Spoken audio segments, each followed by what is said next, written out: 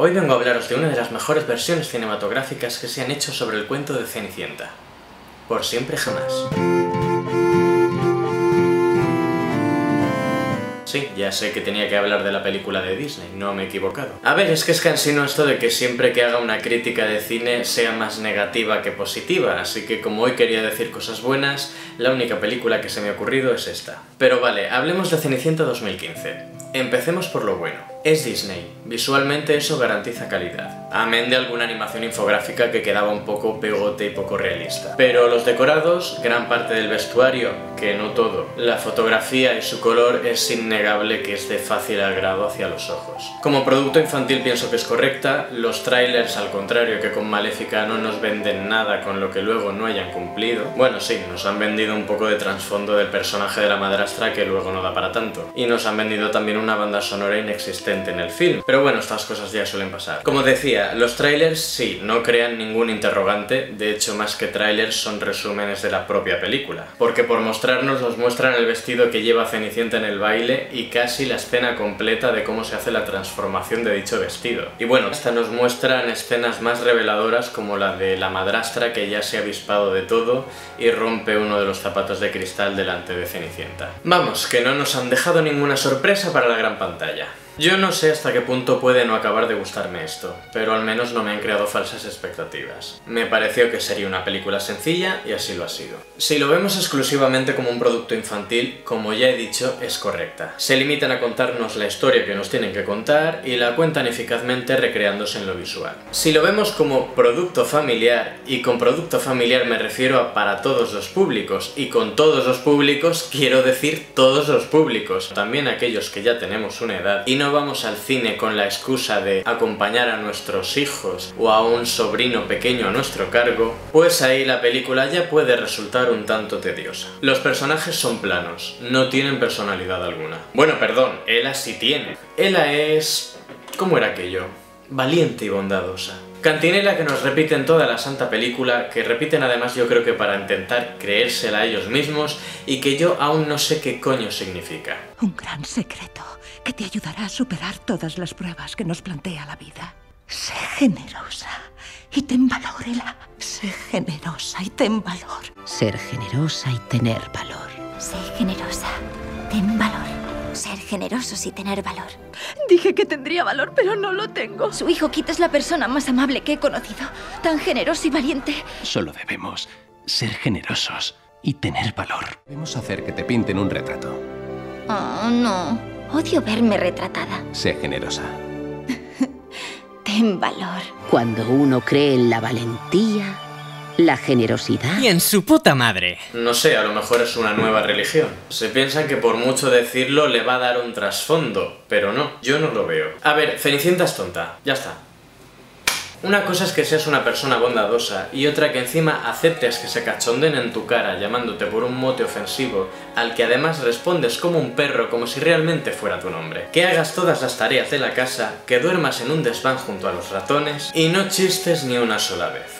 Que sí, que en el cuento era así, pero hay muchas maneras de mostrar esto haciéndolo creíble. Y a partir de aquí es donde me veo inevitablemente obligado a convertir este vídeo en una comparativa de Cenicienta 2015 con Por siempre jamás. Simplemente por tener un ejemplo claro de cómo se hacen las cosas y cómo no se hacen. En Por siempre jamás, en latino creo que se llama Por siempre Cenicienta, para agrado de todos la llamaremos Ever After. En Ever After, nuestra Cenicienta se llama Danielle, que aunque suene a nombre de chico, significa Daniela en francés. Una vez hecho este apunte tan innecesario, entremos en materia. Danielle siente un gran amor por el campo y por los animales en general. Es la típica chica de la que diríamos que es un poco chicote.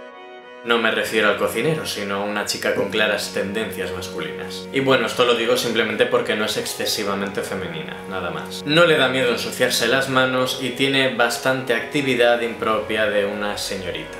Por otro lado, Ella siente un gran amor hacia los animales, al igual que Danielle, pero no al campo, porque esta chica no tiene campo. El campo de Ella está sacado del mundo de Beatrix Potter, donde saluda a la señora gallina cada vez que va a cogerle los huevos. Vive en un mundo de color donde los ratones, en vez de transmitirle enfermedades, mantienen pseudodiálogos ratoniles con ella, mientras le ponen ojitos brillosos paladeando el quesito. Todo es muy cookie y muy tierno. Los animales de Ella son como una reunión victoriana para tomar el té. Todo es felicidad.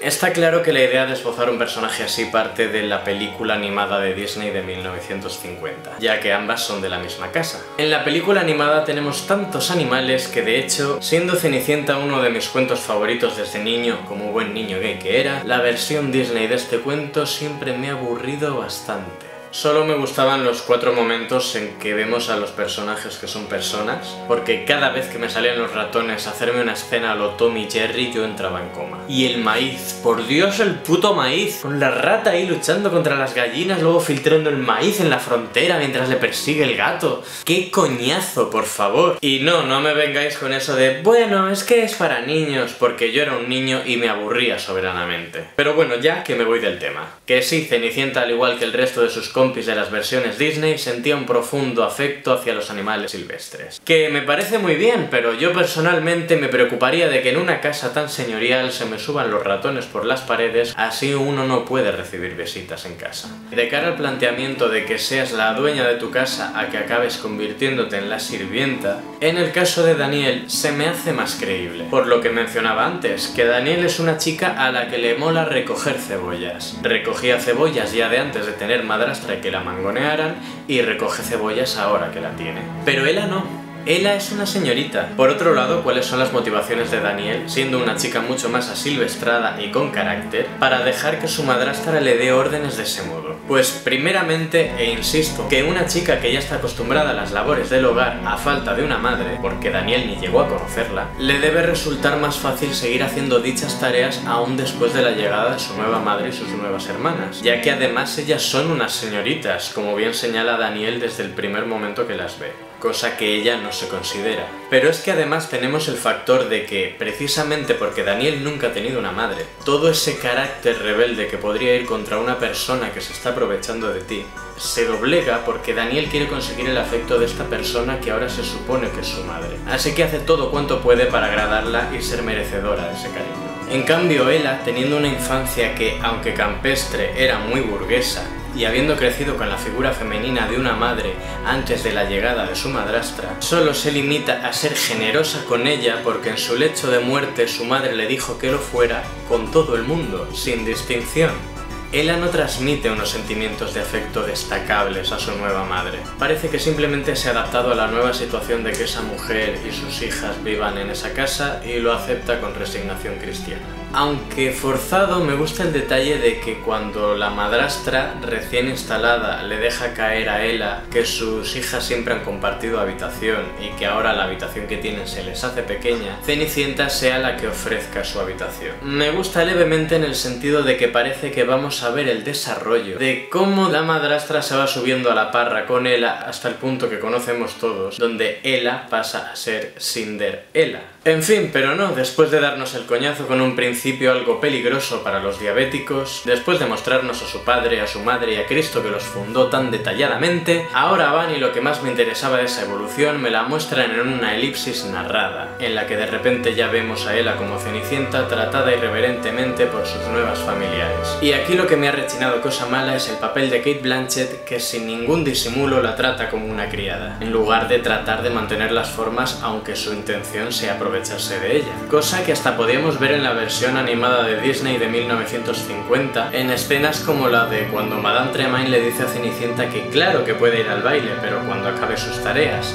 Otra cosa es que se las ingenie para que no lo consiga, pero al menos de cara a la galería no se muestra tan transparentemente mala. Por Dios, que no olvidemos que es la esposa de su padre, un poco de sutilidad. Pues eso, la maldad del personaje de Cate Blanchett no es sibilina e inteligente, sino burda, evidente y poco creíble. Un buen ejemplo de esto a lo que me quiero referir es cuando las hermanastras hacen el juego de palabras con el nombre de Ella, añadiendo el cinder, ceniza, tan mal llevado al español, por cierto. Pero claro, poco se podía hacer ahí, el título en español de toda la vida de Dios ha sido Cenicienta. Aquí vemos cómo la madre no corrige a sus hijas con el típico "niña, eso no se dice", aunque luego se ría, pero al menos decirlo. Y esto me recuerda a una escena muy parecida que precisamente hay en Ever After, cuando Marguerite, que es una de las hermanastras de Daniel, llama a nuestra protagonista Ceniollín, en un claro proceso inicial del que acabará siendo el apodo de Cenicienta. Y en este caso el maravilloso personaje interpretado por Anjelica Huston le responde: "No seas cruel, Marguerite". No obstante, sigue manteniendo en pie su postura de humillar sutilmente a Cenicienta, como luego vemos. "Niña, sí que es cierto que tu aspecto deja cierta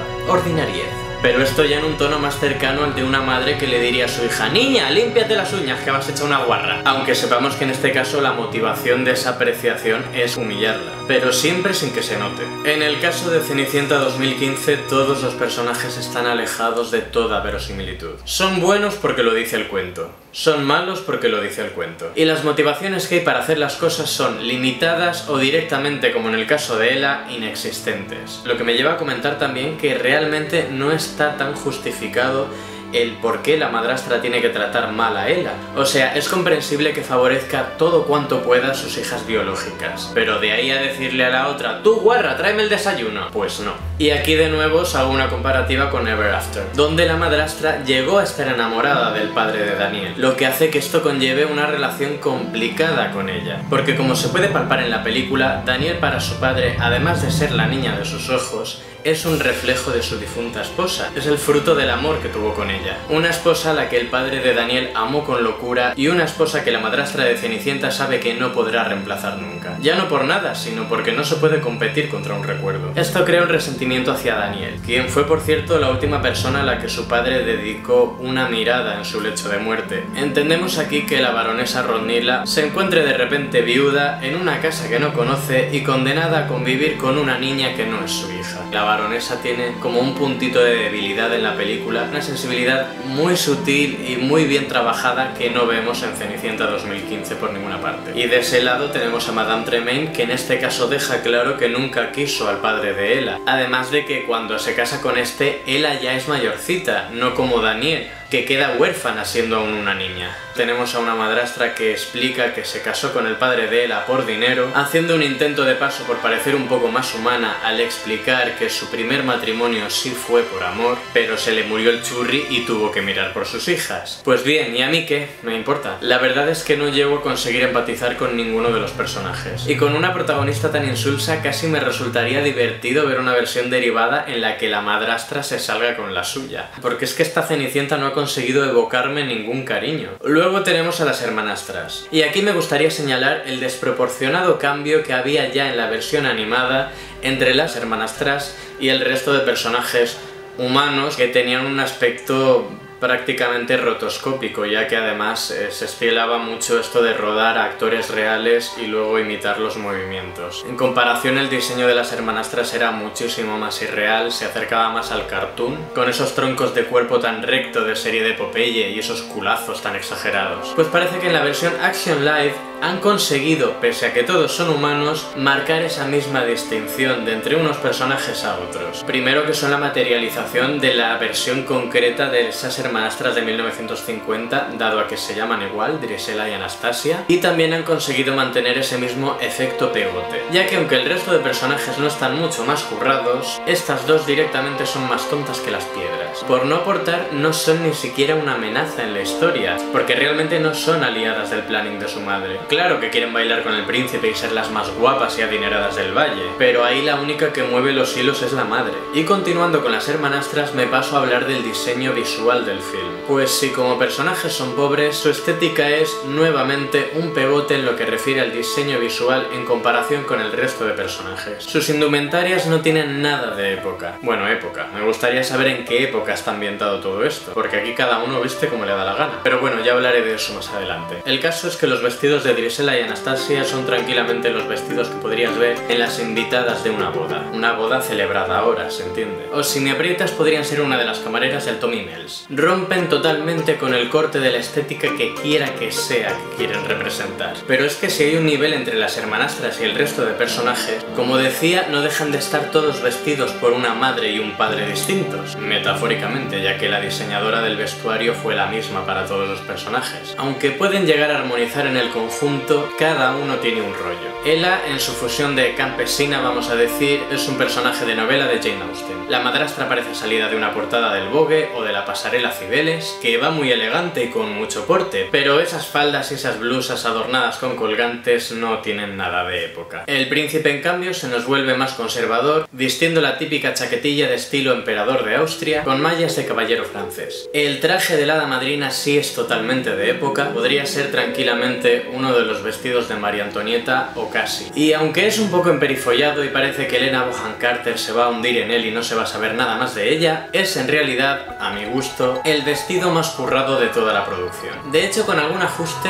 o sin ajustes, teniendo directamente la talla de Lily James, podría haber sido el vestido elegido para esta nueva Cenicienta, ya que de hecho el vestido que por excelencia debería ser el más hermoso de todo el baile, también es uno de los más simples. Sí, claro que bonito es, y realza mucho la figura de la actriz, pero es como coger una fotocopia de Bella y cambiar el dorado / amarillo por azul y el pelo castaño por rubio, porque es que hasta el peinado parece el mismo. Un peinado mal elegido a mi gusto también, desde luego a Bella le quedaba mucho mejor, porque lo que no es normal es que vea a Lily James muchísimo más guapa en cualquier entrevista que la veo, ya sea con el pelo liso o el pelo rizado, que con el peinado de princesa de ensueño. El peinado está trabajado, eso está claro, pero lo hacen como mayor. Por otro lado, me da la sensación de que no han sabido decidirse. ¿Qué le ponemos? ¿Una melena rizada o le hacemos un moño? Pues vamos a ponerle las dos cosas y ya está. De hecho, en los carteles de la película, el peinado que lleva no es el del baile, dándole un toque más juvenil que no es el que vemos en la princesa que baja por las escaleras de palacio. Y volviendo al vestido, tiene un tono azul muy bonito, muy intenso, pero no destaca mucho más que el resto de vestidos del baile, ya que la película en general tiene una fotografía muy colorida. Mencionar, por cierto, que para mí está claro que la elección del color azul viene sin duda de la idea, errónea idea, de la película animada. Y digo errónea idea porque el vestido de baile de Cenicienta de 1950 jamás ha sido azul,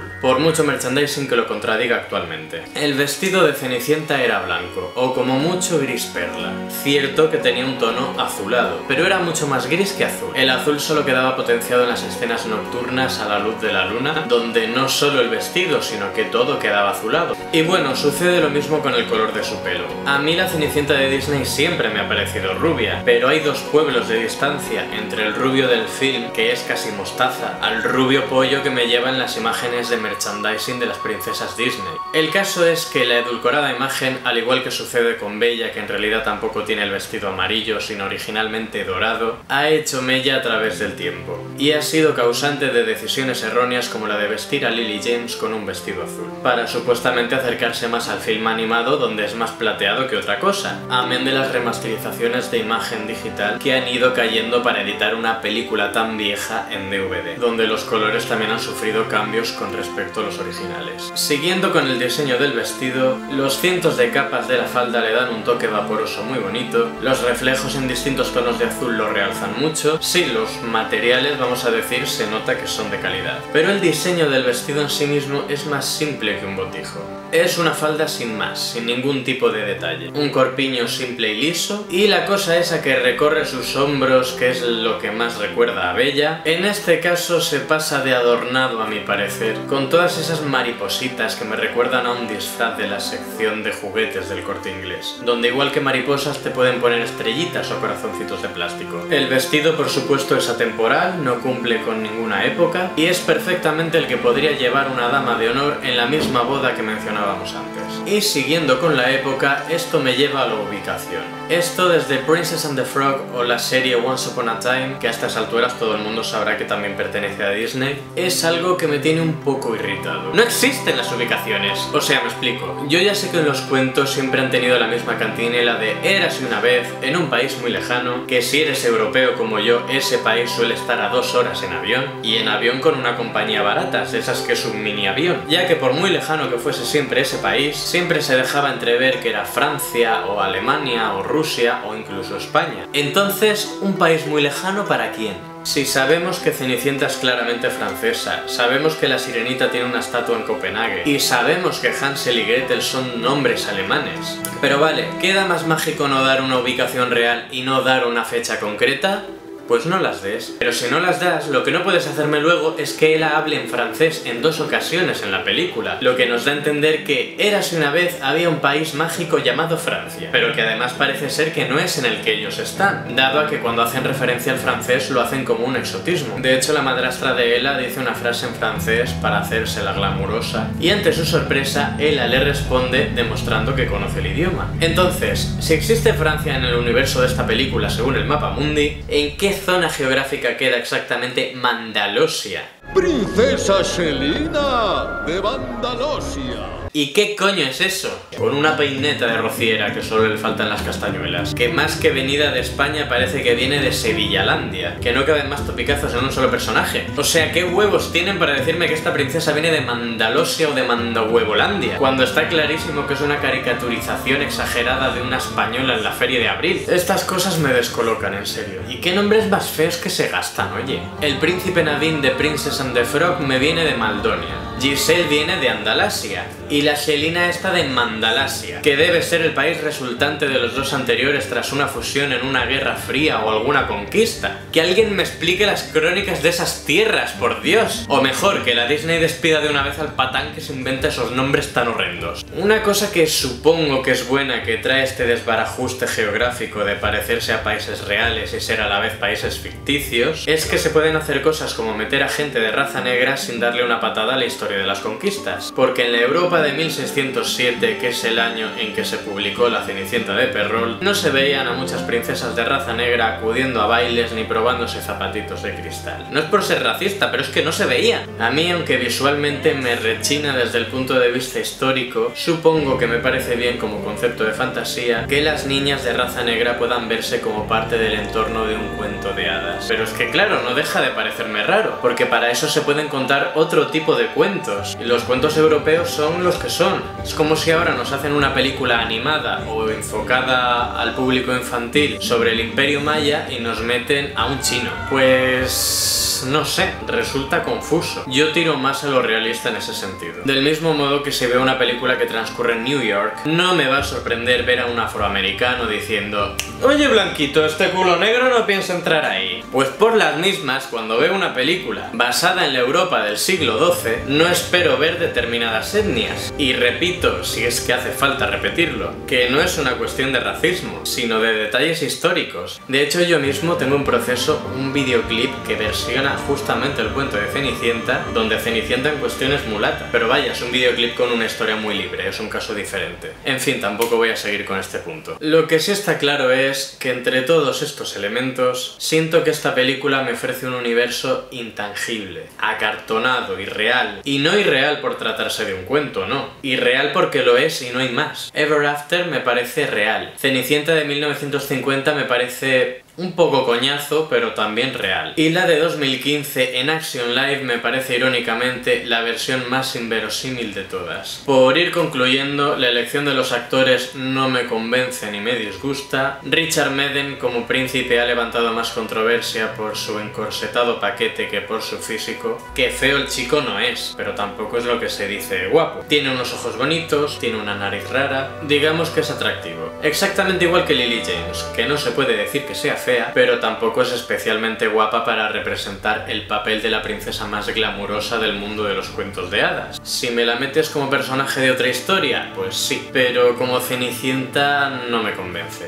Esto me lleva, por cierto, a Drew Barrymore, que hacía ya rato que no comparaba con Ever After. Drew no es fea, pero no es la típica tía buena. Tiene un gesto dulce en una cara un poco de pan. En este caso, Marguerite, la hermanastra de Daniel, que no sé cuál es el nombre de la actriz y me ha dado pereza buscarlo, es mucho más atractiva que ella. Al menos en el sentido de belleza estereotipada, pues no transmite la dulzura de la cara de Drew, pero cumple mucho mejor con el perfil de modelo que ella. Su nariz respingona, su óvalo facial son perfectos. Sin embargo, Ever After no trataba de cumplir con la idílica princesa más hermosa del baile que enamora al príncipe en una noche, sino que el personaje de Daniel radica en una Cenicienta intelectual que enamora al príncipe por su cerebro y no por sus exquisitos modales y su esbelta figura. Dotes que en este caso sí posee su hermanastra Marguerite.